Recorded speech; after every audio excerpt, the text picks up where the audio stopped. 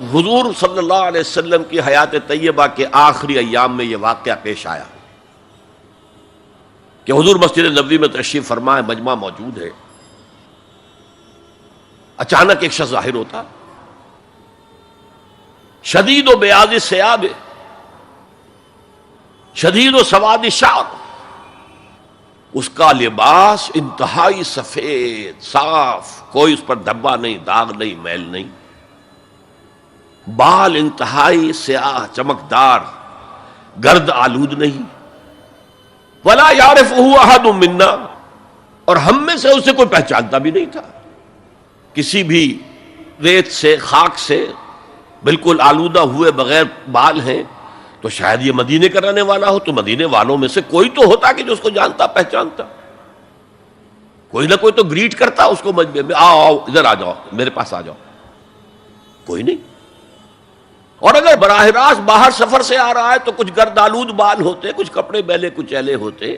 تو لوگ حیران تھے۔ اور مزید یہ کہ اس نے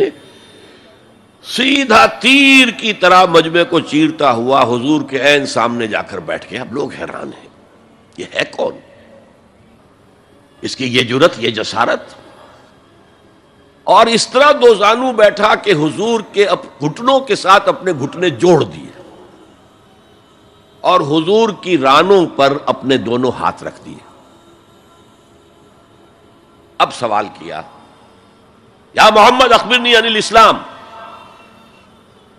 اے محمد مجھے بتاؤ اسلام کیا ہے؟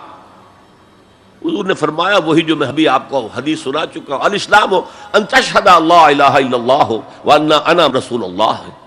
وان تقیم الصلاۃ وتؤتی الزکاۃ وتصوم رمضان وتحج البیت ان استطعت الیہ سبیلا۔ پھر کہا اخبرنی عن الایمان۔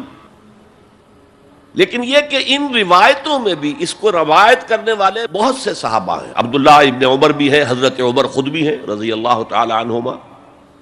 ابو ہریرہ بھی ہے، عبداللہ ابن مسعود بھی ہیں، کیونکہ ایک مجمع میں واقعہ ہو رہا تھا نا، تو مجمع کے اندر تو بہت سے لوگ سن رہے ہیں۔ اگرچہ جیسے آج بھی ہوگا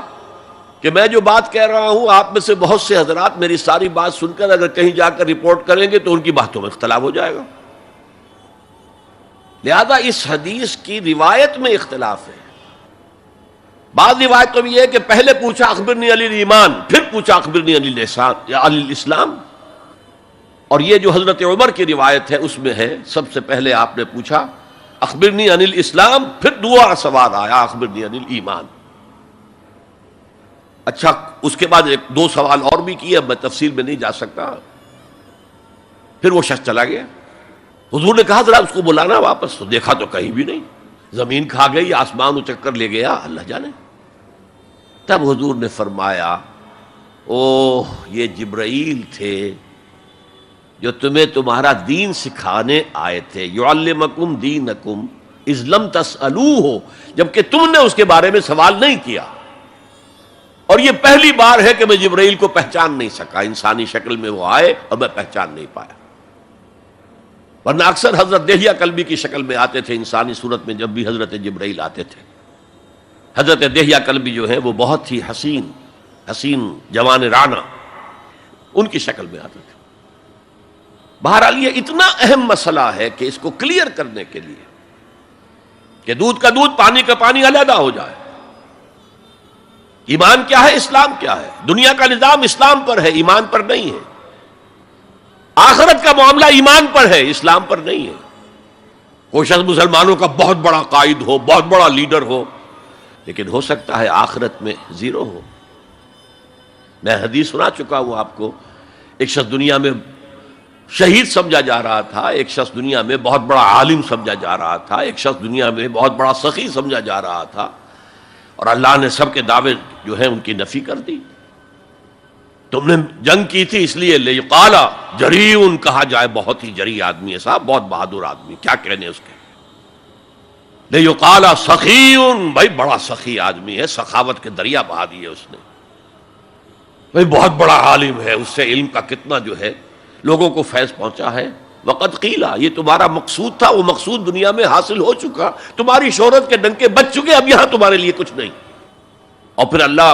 حکم دے گا اور فرشتے منہ کے بل گھسیٹتے ہوئے اسے جہنم میں جھونک دیں گے۔ تو وہ اسلام وہاں کام نہیں آئے گا، بلکہ اسلام کیا، اسلام پر اتنی اضافی خوبیاں بھی کام نہیں آئیں گی اگر دل میں ایمان نہیں اور اس کے نتیجے میں نیت درست نہیں۔